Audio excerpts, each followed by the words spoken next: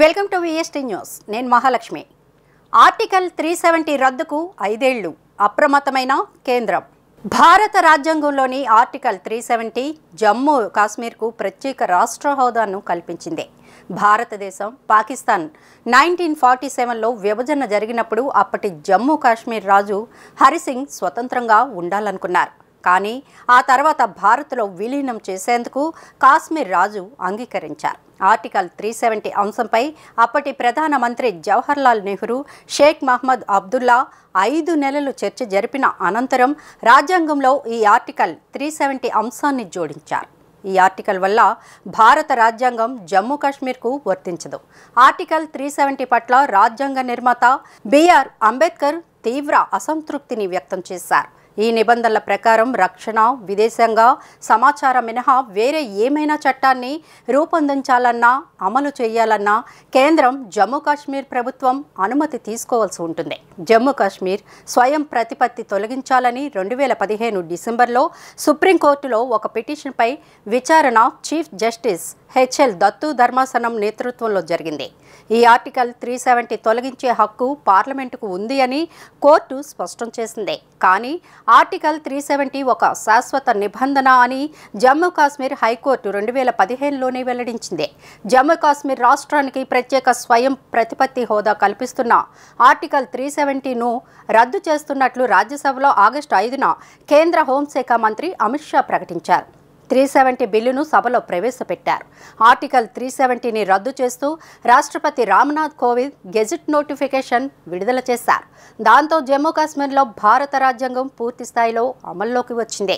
కాశ్మీర్పై కేంద్రానికి పూర్తి అధికారాలు లభించాయి. ఆర్టికల్ 370 రద్దు బిల్లును ప్రవేశపెట్టిన తర్వాత ఆర్టికల్ 35A రద్దు, జమ్మూ కాశ్మీర్ రాష్ట్ర విభజన బిల్లులను కూడా అమిత్ షా రాజ్యసభలో ప్రవేశపెట్టారు. జమ్మూ కాశ్మీర్ను 2 భాగాలుగా విభజన చేశారు. జమ్మూ కాశ్మీర్, లడఖ్ ప్రాంతాలుగా విభజించారు. వీటిలో జమ్మూ కాశ్మీర్ అసెంబ్లీతో కూడిన కేంద్రపాలిత ప్రాంతంగా, లడఖ్ అసెంబ్లీ లేని కేంద్రపాలిత ప్రాంతంగా ఏర్పాటు చేశారు. జమ్మూ కాశ్మీర్కు ప్రత్యేక హోదా కల్పించే 370 అధికరణను 5 ఆగస్టు 2019న కేంద్రం రద్దు చేయడంతో పాటు జమ్మూ కాశ్మీర్ను 2 కేంద్రపాలిత ప్రాంతాలుగా విభజించింది. ఇది ఇలా ఉంటే జమ్మూ కాశ్మీర్కు స్వయం ప్రతిపత్తి కల్పించే ఆర్టికల్ 370ని కేంద్ర ప్రభుత్వం రద్దు చేసి నేటికి కరెక్ట్గా 5 ఏళ్లు పూర్తయింది. ఈ సందర్భంగా కేంద్రం అప్రమత్తమైంది. ఎక్కడ ఎలాంటి అవాంఛనీయ ఘటనలు జరగకుండా భద్రతను కట్టుదిట్టం చేసింది. లోయలో ఇటీవల ఉగ్రవాదులు చెలరేగిపోతున్న నేపథ్యంలో భద్రతా దళాలను కేంద్రం అలర్ట్ చేసింది. సైనిక సిబ్బందిని తరలించే కాన్వాయ్లపై ఉగ్రదాడి జరిగే అవకాశం ఉందన్న నిఘా వర్గాల సమాచారంతో కాన్వాయ్ల రాకపోకలను నిలిపివేసింది. అమర్నాథ్ యాత్ర వాహనాలపైన ఇలాంటి ఆంక్షలే విధించింది. అలాగే ఉగ్రదాడి ముప్పు నేపథ్యంలో బలగాలు ఒంటరిగా ఉండొద్దని కేంద్రం ఆదేశాలు జారీ చేసింది. కాగా తొలిసారి ఈ ప్రాంతంలో అస్సాం రైఫిల్ను మోహరించారు. చొరబాట్లు, అనుమానాస్పద కదలికలను పర్యవేక్షించేందుకు సరిహద్దుల వద్ద భద్రతను కట్టుదిట్టం చేశారు.